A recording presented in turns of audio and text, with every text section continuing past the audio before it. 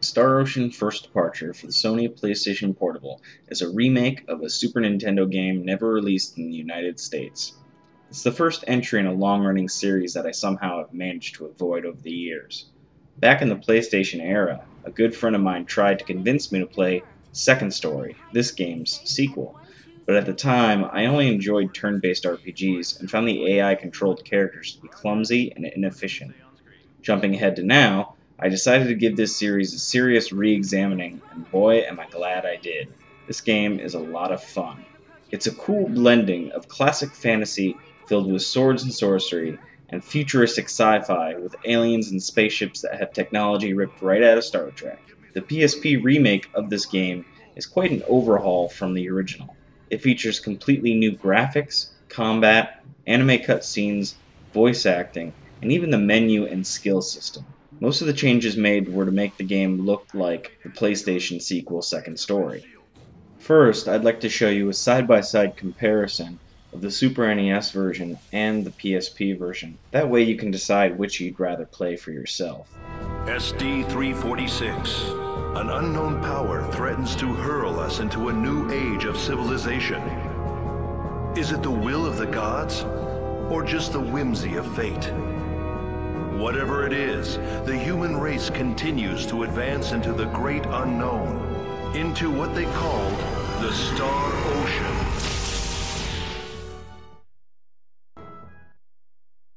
What the? Ah! Bandits!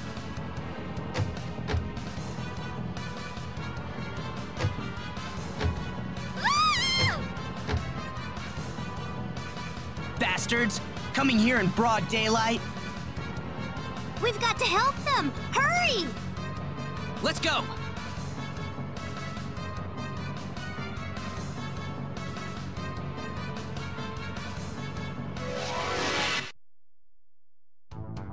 Let's go! Everyone ready?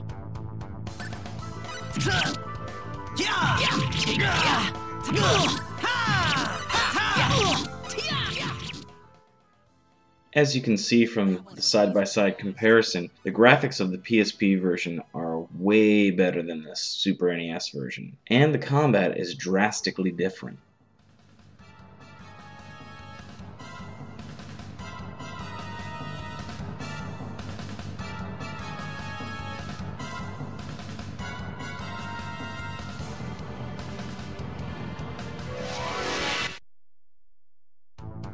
We have company! Here they come!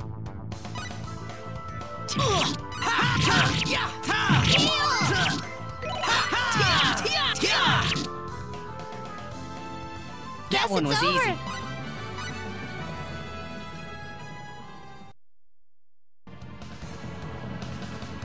They're putting up more of a fight than we figured, boss.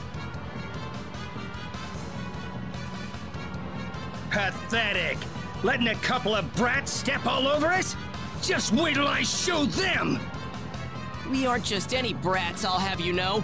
We're the official town defense force. And we're not about to let some punk swagger in here with this pack of gutless losers. Yeah, you guys wouldn't last 2 minutes in a fight. What did you say? Let's get him, boss! This looks bad. Combat is carried out in a real-time 3D isometric view. You can only control one character at a time, but you can switch on the fly whenever you wish, while other characters are controlled by AI, which you can set parameters such as using skills or not, or focusing on healing, or even just avoiding enemies altogether. That Yes, one was it's over. easy. All right! Oh, great! The power's flowing in me!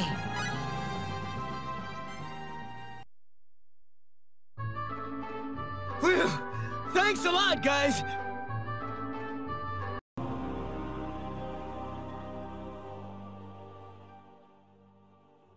The story is about you trying to find a cure for a petrification virus that is spread over your world by an unknown foe. You'll be traveling through space and time in your journeys, and it's generally well told up until the last few hours of gameplay, where it gets a little jumbled up and difficult to follow. Also, the final boss isn't introduced into the story until just before the end. This is something I've never liked in games. I prefer to have the antagonist play a major role throughout the game's story. Connecting to databank. Please enter your name. Name? Try Asmodeus. I don't know. Good morning. Asmodeus. Please enter your password. Dang, it worked. The game has an excellent and robust skill system. However, if you know what you're doing ahead of time, you can make your characters very strong very quickly by putting points into certain skill sets. There's also a very large item creation system that's split up into things like blacksmithing, alchemy, appraising. You can even do things like perform musical scores. There are also skills to do things like avoid enemy encounters or encourage extra enemy encounters, although some of them don't really work as well as they probably should.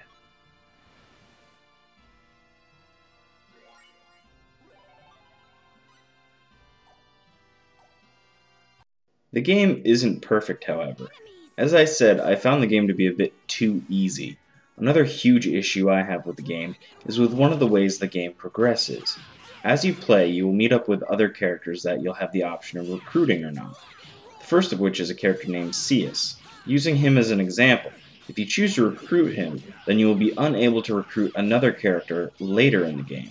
And because of this, you won't get to see any of the stories from that character. This happens a few times during the game. It basically forces you to replay the game if you want to experience the backstory for all of the characters.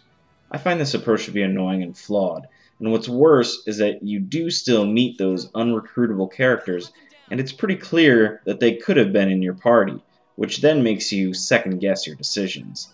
I realize that some may find this to be a good thing, as it technically adds replayability to the title, but I don't like it one bit. Overall, this is a really great game. I clocked in a little over 25 hours game time before the final credits roll, which is on the short side for an RPG, but it was a very fun 25 hours and totally worth your time. Now for the bad news. Availability is limited. For some reason, Square Enix has not published the game to the PlayStation Network, meaning that in order to play this game, you have to own a PSP that has a UMD slot. If you have a PSP Go or the newly released PS Vita, you're shit out of luck. Hopefully Square will remedy this in the near future. If you can't play this version, you could always Google a ROM and translation patch for the original Super NES version and emulate. Just be forewarned, it's basically a completely different game.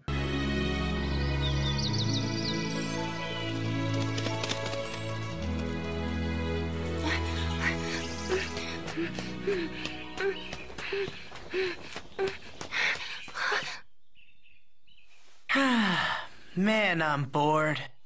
Hey, that's a good thing. It means all's well. What about Millie? What do you really think about her anyway? What do you mean? Let me give you a friendly warning. That girl's a total scatterbrain. She doesn't listen to anyone. She's just a total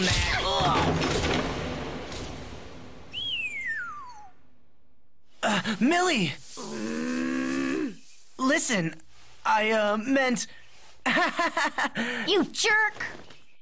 If you've got time to complain about me, you've got time to work. There's nothing to do around here, Millie. Why don't you go out on a patrol then? Come on, I'll join you. We can all do it together. All right. Roddick, you come with us too. It's settled then. We'll all go together.